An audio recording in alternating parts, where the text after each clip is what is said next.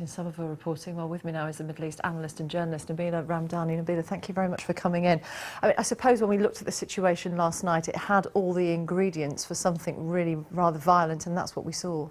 Well, yes, absolutely, and this is a horrendously sinister development, and dare I say, one which is unlikely to bring peace to the streets of Cairo or indeed Egypt, quite the opposite, in fact. And I think the call by the army for people to take to the streets, for the people to effectively give the army a mandate, and the criminalization of President Morsi were hugely confrontational moves, and certainly not moves you would expect in any democratic country.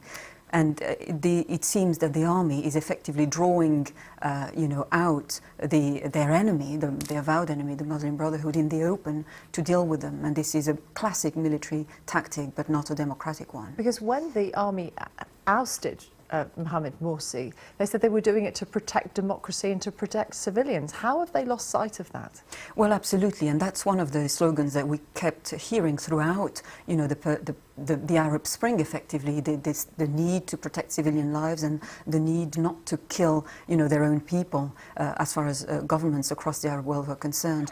And it has to be said that what the army is effectively demonstrating, its utter failure to protect civilian lives, which is the #1 duty of any army in any country. And what we are witnessing is routine street slaughter with supporters of the Muslim Brotherhood being killed routinely as they try to stage their own protests against what can only be described as military rule. Calls from the international community seem to be rather thin on the ground. Well, absolutely. It has to be noted that the silence of the international community in the face of the excesses of military force. We recurrently heard President Obama in America, calling to stop dictators from killing their own people.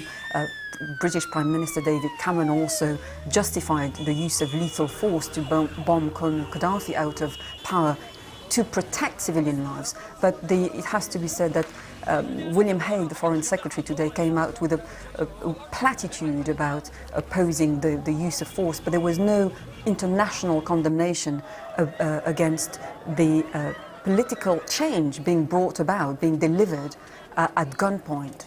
The irony being, of course, that they've ousted a man who was democratically elected and replaced it with this.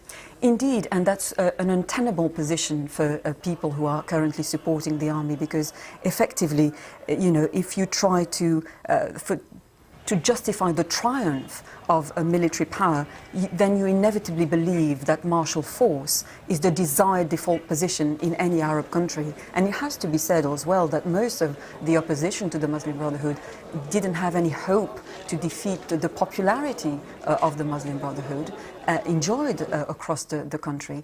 But it's not a reason to support anti-democratic groups like the military to imprison and indeed kill Muslim Brotherhood supporters. Nabila, thank you very much indeed. Middle East analyst and journalist Nabila Ramdani. Thank you.